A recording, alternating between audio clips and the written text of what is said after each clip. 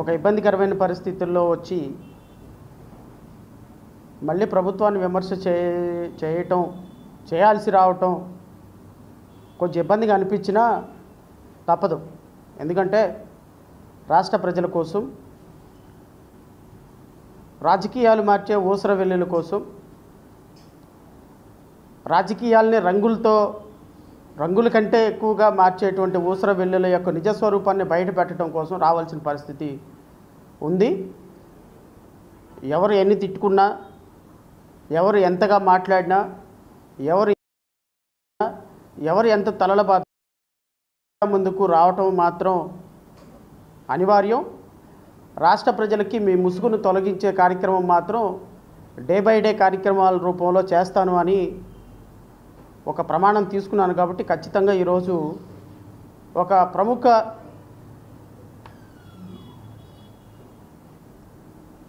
అంటే modern political సినారియోని కొత్త పుంతలు తొక్కించాలి, కొత్త రాజకీయం చూపించాలి, చెగోవీరా రాజకీయం చూపించాలి, శ్రీశ్రీ రాజకీయం చూపించాలి, అంబేద్కర్ రాజకీయం చూపించాలి, పూలే రాజకీయం చూపించాలి. వీళ్ళందరినీ మిక్సీలో వేస్తే ఒక కొత్త తరం పాలిటిక్స్కి, ఒక జీరో పాలిటిక్స్కి, ప్రశ్నించే పాలిటిక్స్కి నేను బ్రాండ్ అంబాసిడర్ని అవుతానని వచ్చినటువంటి పవన్ కళ్యాణ్ నిజస్వరూపాన్ని ఈరోజు మీడియా సాక్షిగా రాష్ట్ర ప్రజలకి వివరించదలుచుకున్నా. ఈరోజు గత ప్రభుత్వం ఈ ప్రభుత్వం ఏర్పడిన దగ్గర నుంచి నేను చాలా సందర్భాల్లో ఈ ప్రభుత్వం యొక్క పాలసీస్ మీద నేను విమర్శ చేశాను. నేను వ్యక్తిగతంగా మళ్ళీ చెప్తున్నాను, వ్యక్తిగతంగా నేను ఎవరిని టార్గెట్ చేయాల్సిన అవసరం నాకు లేదు.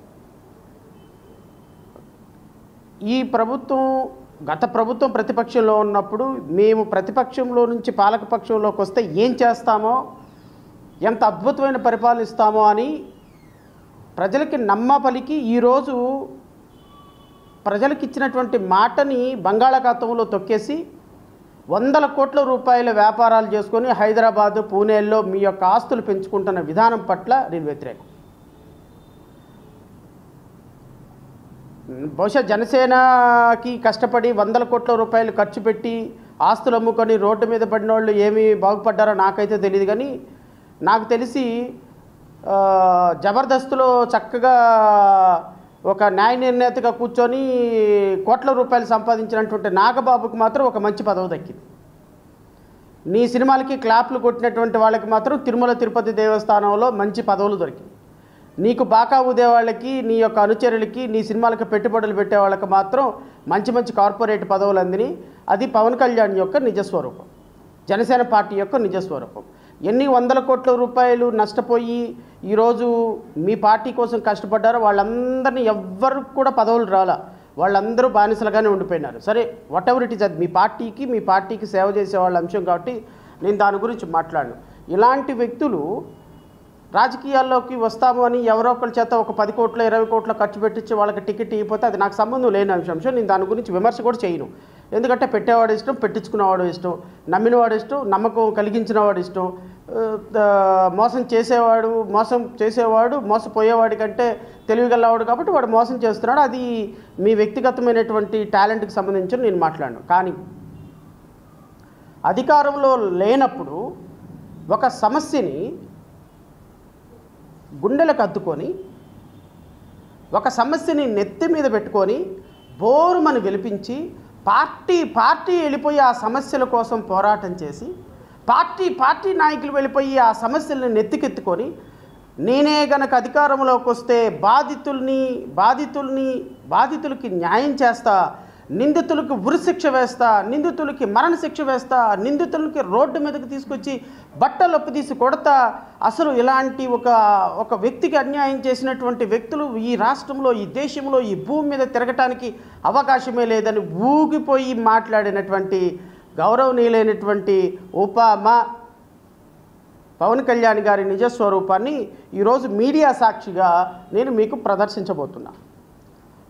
ఈ విధంగా గత ప్రభుత్వంలో అద్భుతంగా నటించి, జీవించి, బాధితుల్ని గుండెలు కత్తుకొని, బాధితుల యొక్క ఉసురుతోటి ఈ అధికారంలోకి వచ్చి ఎవరెవరైతే ఈ బాధిత మహిళకి నిందితులుగా ఉన్నారో వాళ్ళందరినీ జనసేన పార్టీలో జాయిన్ చేసుకొని 100 కోట్ల రూపాయలు పార్టీ ఫండ్ తీసుకున్నటువంటి పవన్ కళ్యాణ్ నిజస్వరూపం, జనసేన పార్టీ యొక్క నిజస్వరూపం ఈరోజు రాష్ట్ర ప్రజలు తెలుసుకోవాలి. ఎందుకు అంటే దీనికి ప్రత్యక్ష తార్కాణం సుగాలి ప్రీతి కేసు.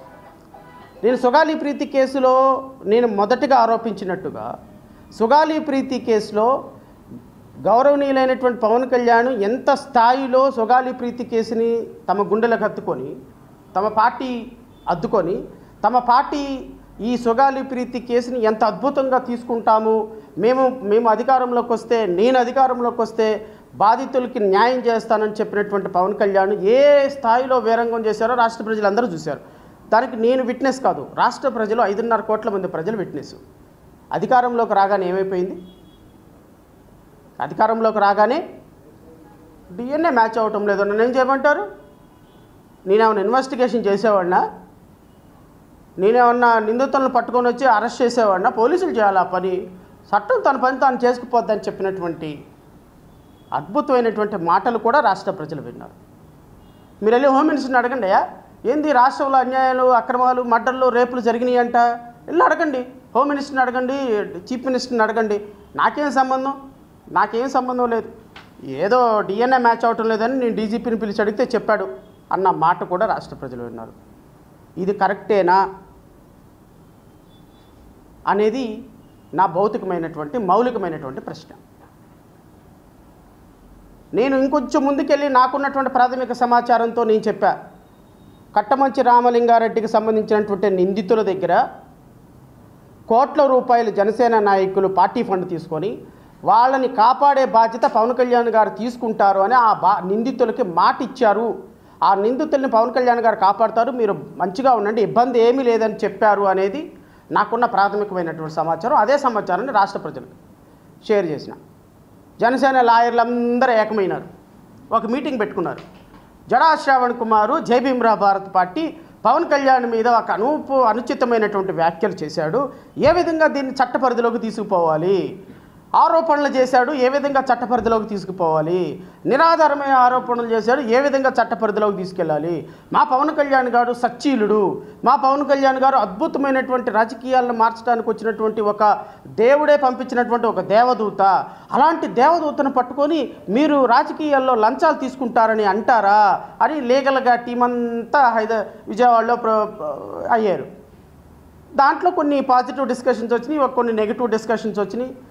మరి 30,000 మంది అమ్మాయిలు పారిపోయినారు, 30,000 మంది అమ్మాయిలు ప్రాస్టిట్యూషన్ హోమ్లోకి తరలించబడ్డారు, నాకు కేంద్ర నిఘా వర్గాలు చెప్పినాయి అని మాట్లాడినటువంటి మీరు ఏ ఆధారాలతో మాట్లాడారు అని అక్కడ ఒక ప్రశ్న లేవనెత్తింది. జగన్మోహన్ రెడ్డి 100 కోట్లు 1000 కోట్ల రూపాయలు ఆదాని దగ్గర నుంచి దోచుకున్నాడని ఏ ఆధారాలతో మాట్లాడారు, అక్కడ ఒక ప్రశ్న తలెత్తింది. జగన్మోహన్ రెడ్డి అంబానీ నుంచి, ఆదాని నుంచి, లేకపోతే రాజకీయ నాయకుల దగ్గర నుంచి, కంపెనీల దగ్గర నుంచి జే ట్యాక్స్ వసూలు చేస్తున్నారని ఏ ఆధారాలతో మాట్లాడారు అని రేపొద్దున అడిగితే మనం కూడా సూప్లో పడతాం సార్, బెటర్ తేలు పుట్టిన దొంగల్లాగా కామ్గా ఉండిపోదాం, తర్వాత మాట్లాడుకొని వాడే వెళ్ళిపోతాడులే అనేటువంటి ఒక ఒపీనియన్కి వచ్చిన తర్వాత డ్రాప్ అయినారు. సరే, దీని మీద నేను చేసింది ఆరోపణ కదా. అయితే ఈ రాష్ట్ర ప్రజలకి నేను ఆధారాలతో సహా ఒక అంశం పట్ల ఈరోజు మీకు చూపిస్తా. ఈ ఆధారాల మీద నేను చూపించేటువంటి ఆధారాలు అవి పబ్లిక్ డొమైన్లో ఉన్నాయే, పెద్ద విషయం లేదు. బట్ నాకు రహస్యంగా ఒక జనసేన కార్యకర్తలే, జనసేన వాళ్ళే పవన్ కళ్యాణ్ యొక్క నిజస్వరూపాన్ని చూపించడానికి పంపించారు అంటే రాష్ట్ర ప్రజలు నమ్ముతారా? అంటే అధికారంలో ఉన్నప్పుడు, అధికారంలో లేనప్పుడు సమస్యలు కావాలి. ఎందుకు కావాలి సమస్యలు? సమస్యల్ని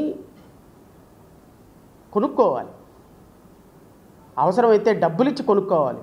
మన సినిమా ఈవెంట్లు కదా, సో సినిమా ప్రమోషన్ కోసం ఏం చేయాలి? సినిమా ప్రమోషన్ల కోసం ఈవెంట్స్ చేయాలి. ఆ ఈవెంట్స్లో రకరకాల కళాత్మక హృదయాలు వస్తాయి. బట్ రాజకీయాలు సినిమా కాదు కదా. రాజకీయాలు సినిమా కానప్పుడు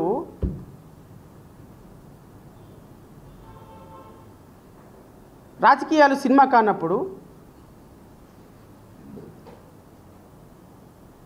మరి ఒక సమస్యని కొనుక్కోవాల్సిందే కదా, ప్రమోట్ చేయాల్సిందే కదా. ఎందుకు? సినిమా హిట్ అవ్వాలంటే ప్రమోషన్ కావాలి, రాజకీయ పార్టీ హిట్ అవ్వాలంటే ఎమోషన్ కావాలి.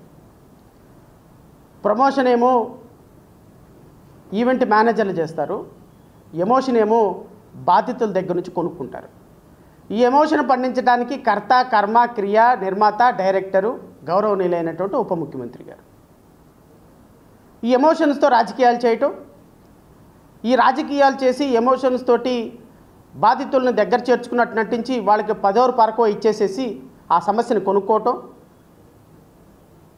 మన దగ్గర ఫ్యాన్ బేస్ ఉంది కాబట్టి ఆ ఫ్యాన్ బేస్ తోటి ఒక ఈవెంట్ చేయటం.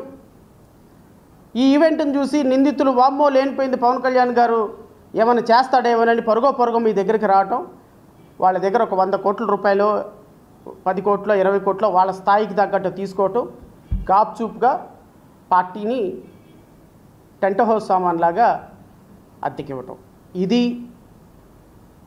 క్లుప్తంగా గౌరవనీయులైనటువంటి ఉప ముఖ్యమంత్రి గారు చేసేటువంటి రాజకీయం. 2021లో అమ్మ, నేను రాష్ట్ర ప్రజలందరికీ కూడా 2021లో